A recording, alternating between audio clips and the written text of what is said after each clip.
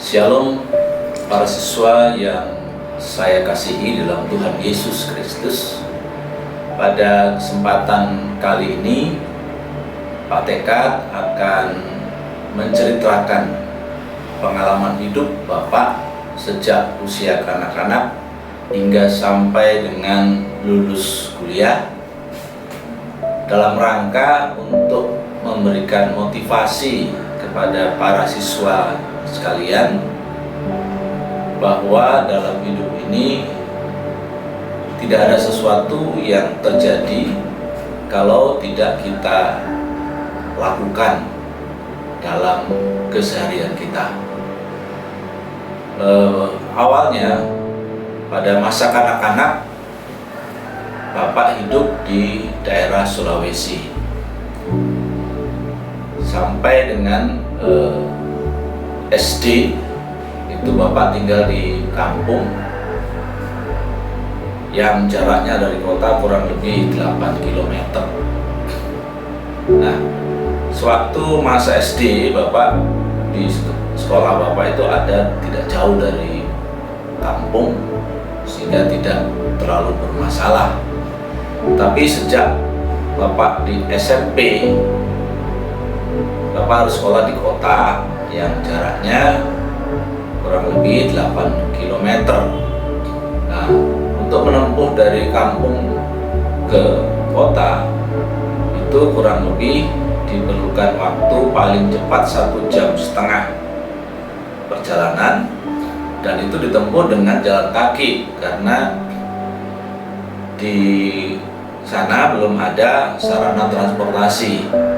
Kalau toh ada itu hanya gerobak yang jalannya lebih lambat daripada kalau kita jalan kaki. Nah, dari rumah hingga ke sekolah di SMP itu kita harus melewati sungai yang tidak ada jembatannya. Jadi kita harus menyeberang di tengah-tengah sungai itu untuk sampai kepada jalan menuju ke sekolah Bapak. Nah, selama di SMP sebagai anak tertua dari 6 bersaudara, Pak Tekad itu punya tanggung jawab juga selain sekolah juga untuk membantu orang tua dalam hal mencari kayu bakar. Dari rumah ke tempat Bapak mencari kayu bakar itu ya cukup jauh, di hutan kelapa ya.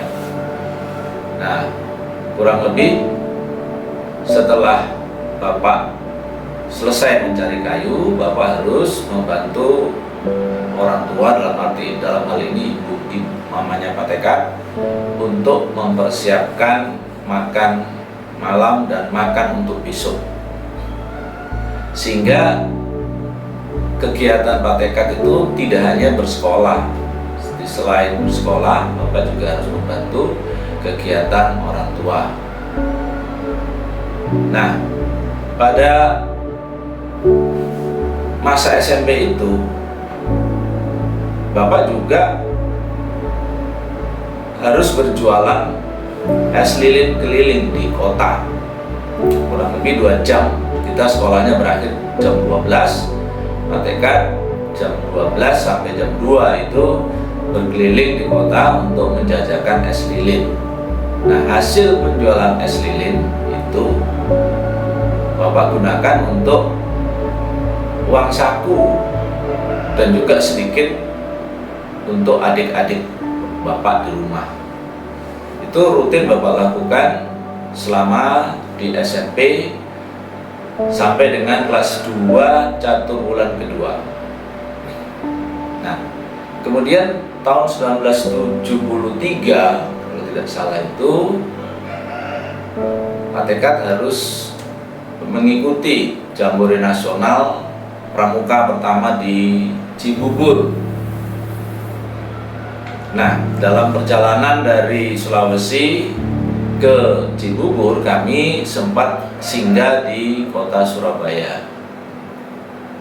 Nah, kami sempat menginap di salah satu SMP dekat daerah Perak. Dari situlah ketertarikan Pak Tekad melihat betapa besarnya SMP yang ada di Surabaya. Pak Tekad berkeinginan sebenarnya untuk mau sekolah di situ. Nah, sepulangnya dari Jambore, Pak Tekad kembali bersama rombongan itu menginap lagi di SMP yang sama. Nah, ketika saya berada di SMP itu, bapak saya itu telepon, ya, mengatakan saya tidak perlu melanjutkan pulang ke Sulawesi, ya. Saya harus tetap stay atau tinggal di Surabaya untuk mendaftar di sekolah yang Pak Tekad menginap itu.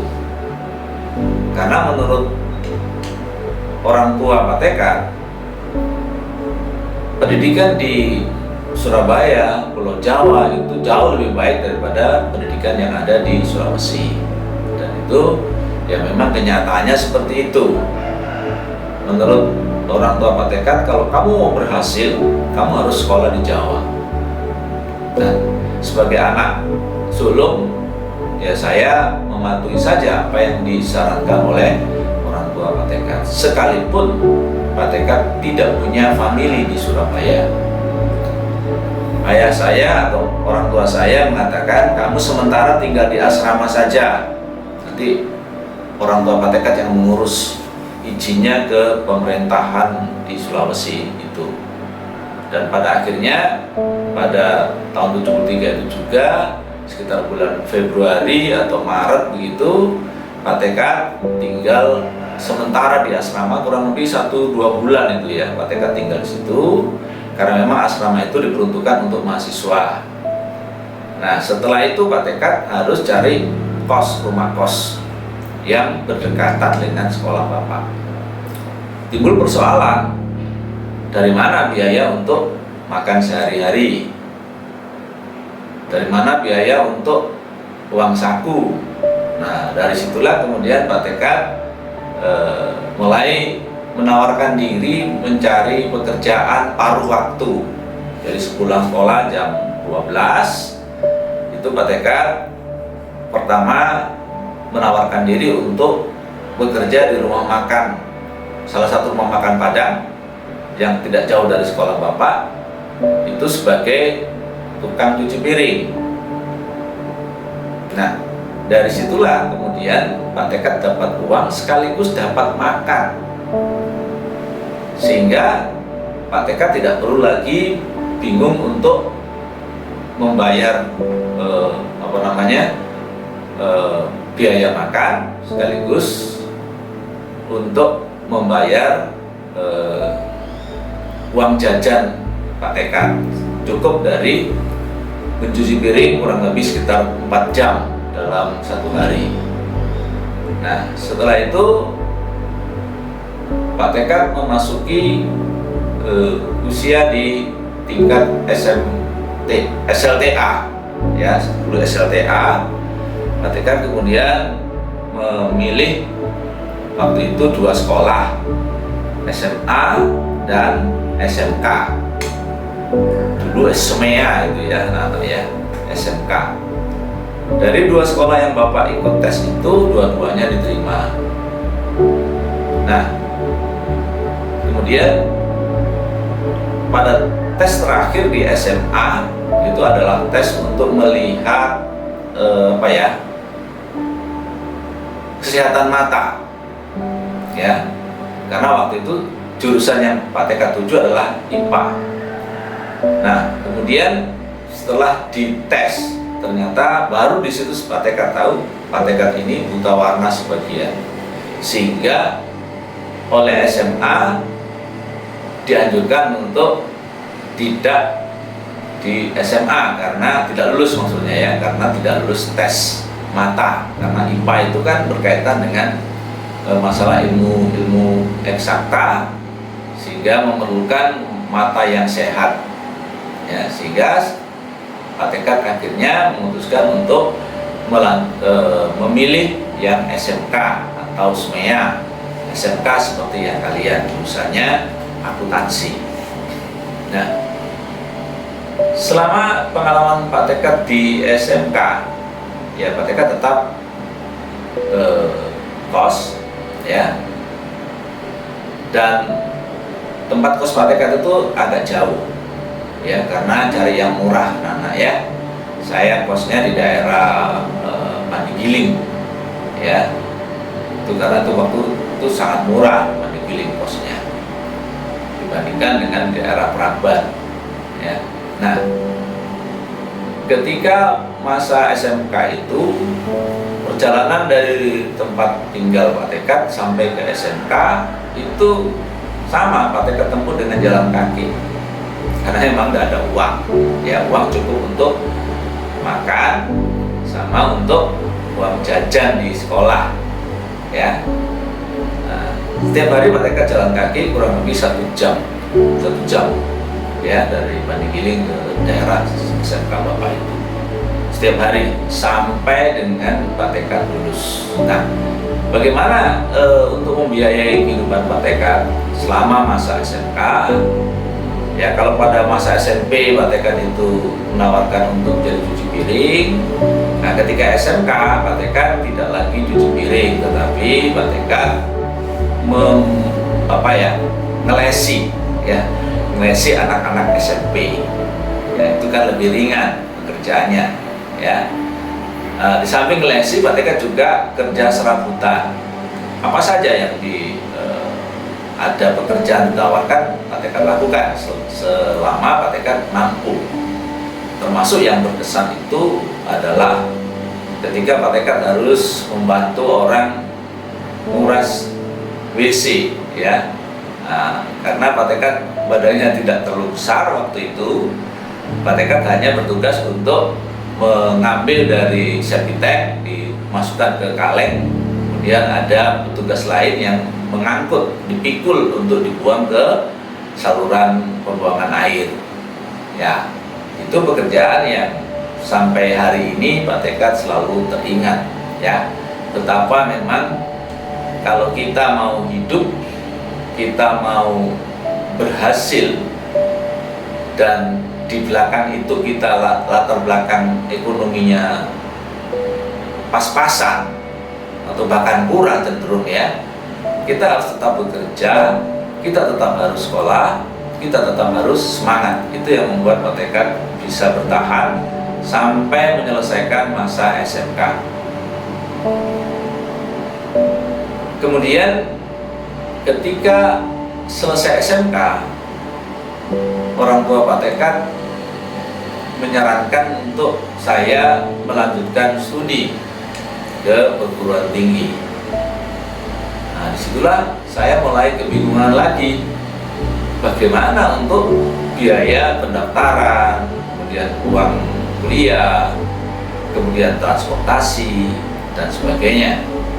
Waktu itu Pak Tekad mengalami kebimbangan antara mau studi sesuai dengan anjuran orang tua atau bekerja, karena Pak Tekad sudah memegang ijazah SMK yang pada waktu itu mudah sekali cari pekerjaan waktu zaman tahun 77. Jadi perusahaan-perusahaan itu datang ke sekolah-sekolah untuk mencari tenaga kerja. Jadi kan kalau mau waktu itu segera bisa bekerja, ya. Tetapi sebagai anak tertua, saya harus patuh kepada orang tua. Dan orang tua saya bilang begini, ya, beliau hanya mengutip ayat dalam Alkitab yang terdapat di Yosua pasal 1 ayat 7. Begini bunyinya, hanya kuatkan dan teguhkanlah hatimu dengan sungguh-sungguh. Bertindaklah hati-hati sesuai dengan seluruh hukum yang telah diberitakan kepadamu oleh hamba-Ku Musa. Janganlah menyimpang ke kanan dan ke kiri, supaya engkau beruntung kemanapun engkau pergi.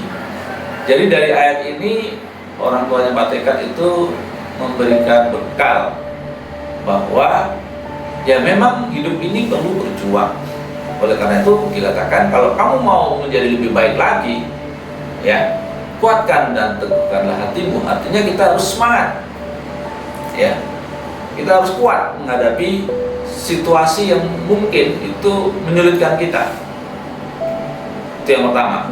Dan yang kedua, jangan menyimpang ke kiri atau ke kanan. Artinya kita lurus saja sesuai dengan firman Tuhan, maka kita akan beruntung kemanapun kita pergi. Itu yang membuat Pak Tekad kemudian memutuskan, memang kalau kerja itu dapat uang ya anak, otomatis waktu itu mudah sekali. Tapi kan ada tantangan di depan, ya, yaitu harus kuliah.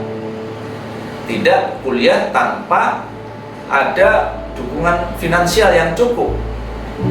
Nah, itu menjadi tantangan tersendiri. Sehingga sebagai anak tadi saya katakan kita harus taat kepada orang tua. Bukankah orang tua itu wakil Tuhan? Ya, percaya sepenuhnya kepada orang tua. Tidak ada orang tua yang ingin menjerumuskan anaknya. Itu yang Pak Tekad pegang. Dan kemudian Pak Tekad coba mendaftarkan, akhirnya lulus, ya, tes.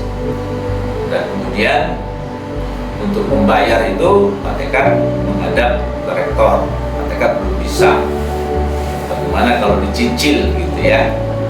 Nah, dari situlah kemudian ketika Pak Tekad diterima, oke, boleh, karena memang Pak Tekad kan orang perantau, ya, sehingga dari pihak rektor mengizinkan untuk saya kuliah dengan catatan uang sekolahnya dicicil, ya.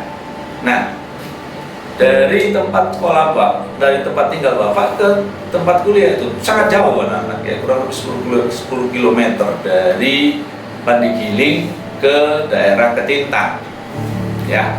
Awal-awalnya Pak Tekad ya harus jalan kaki, ya kan, pagi. Jadi kalau pagi kan pada saat itu belum begitu ramai kendaraan anak-anak, ya. Memang salah satu transportasi yang ada bis kota dan bemo, ya. Tapi kan tidak ada uang Pak Tekad untuk membayar ongkos bis kota waktu itu Rp25. Nah, Pak Tekad awal-awalnya jalan kaki. Pak Tekad berkeyakinan nanti kan ketika saya mulai kuliah, saya akan berkenalan dengan banyak teman. Nah, dari situlah kemudian Pak Tekad dapat teman yang sering lewat daerah Pandigiling, ya. Dari situ Pak Tekad lebih sering dibonceng, ya, nunut lah istilahnya, ya, dengan teman yang naik sepeda, ya, kita bergantian, ya, tapi tidak setiap hari, ya.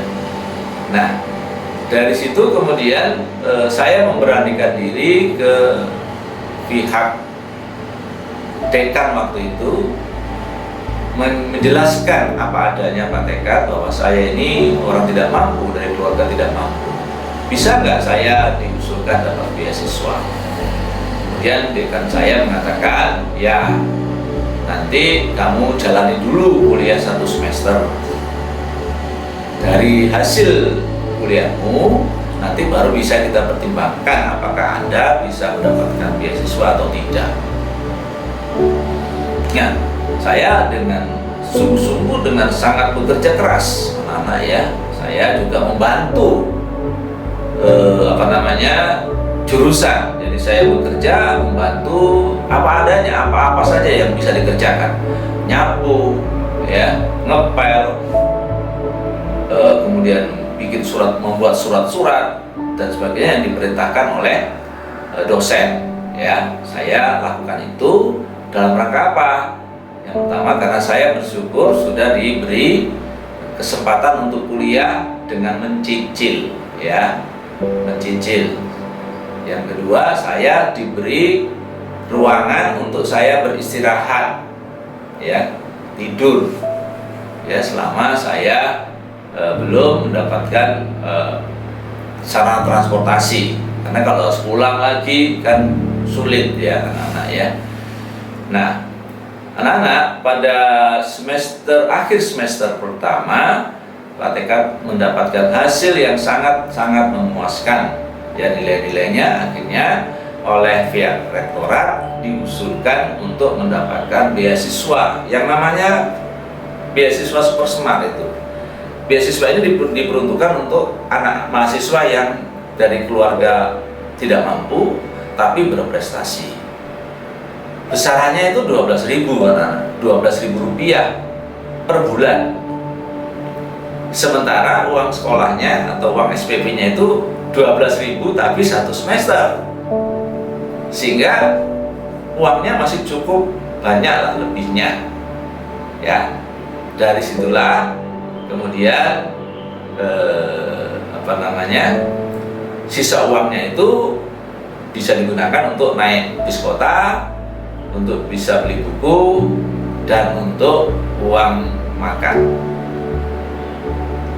Jadi sekali lagi anak-anak, dari cerita Pak Tekad itu ada beberapa hal yang ingin Pak Tekad sampaikan untuk memotivasi Anda, karena kalian itu kan mayoritas ya anak-anak ya berasal dari keluarga prasejahtera. Saya tidak mengatakan keluarga miskin lah ya.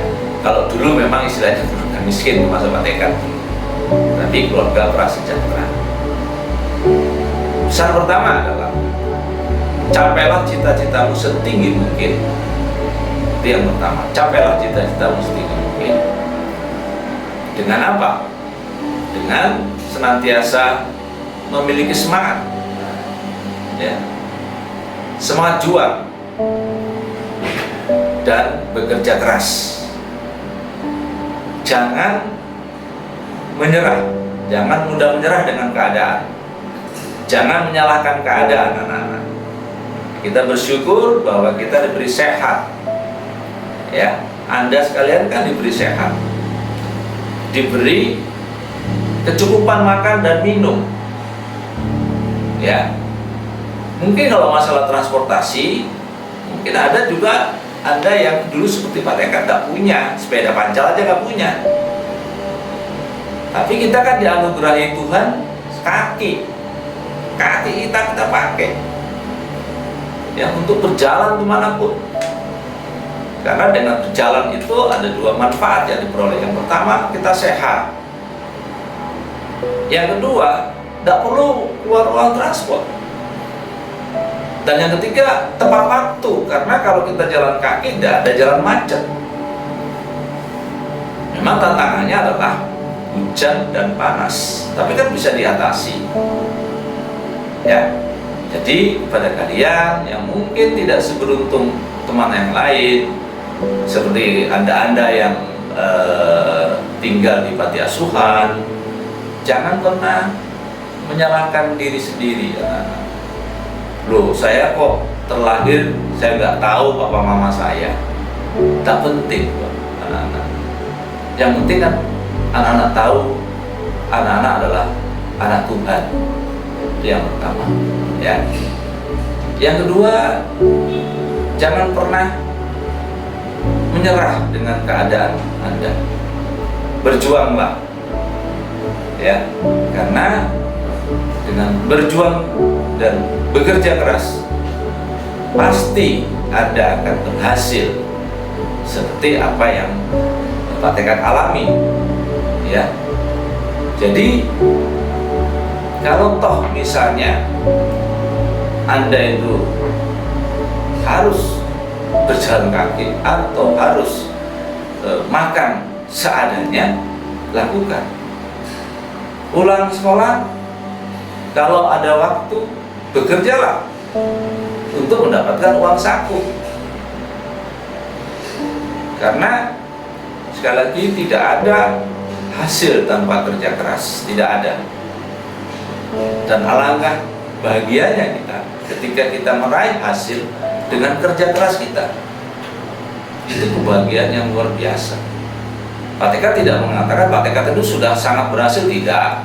Pak Tekad ini berhasil dalam ukuran Tuhan. Pak Tekad tahu bahwa Pak Tekad berhasil hidup layak seperti sekarang ini. Saya, Pak Tekad bukan tokoh yang luar biasa, bukan. Cuman saya hanya berbagi ini supaya anak-anak jangan menyerah dengan kondisi anak-anak. Lihat Pak Tekad juga dulu berjuangnya luar biasa untuk sampai dengan detik ini. Pak Tekad terus berjuang. Ya, jangan pikir Pak Tekad sudah tidak berjuang. Pak Tekad berjuang terus. Berjuang untuk apa? Untuk melaksanakan tugas pelayanan, melayani anak-anak sekalian, supaya Anda semuanya bisa berhasil meraih lebih tinggi dari apa yang Pak Tekad raih saat ini. Semoga apa yang Pak Tekad sampaikan ini bisa memberikan motivasi kepada Anda sekalian untuk berjuang mengalahkan kemiskinan, berjuang mengalahkan kemalasan, berjuang untuk mengalahkan egoisme. Terima kasih, selamat bertugas, selamat belajar. Tuhan Yesus memberkati.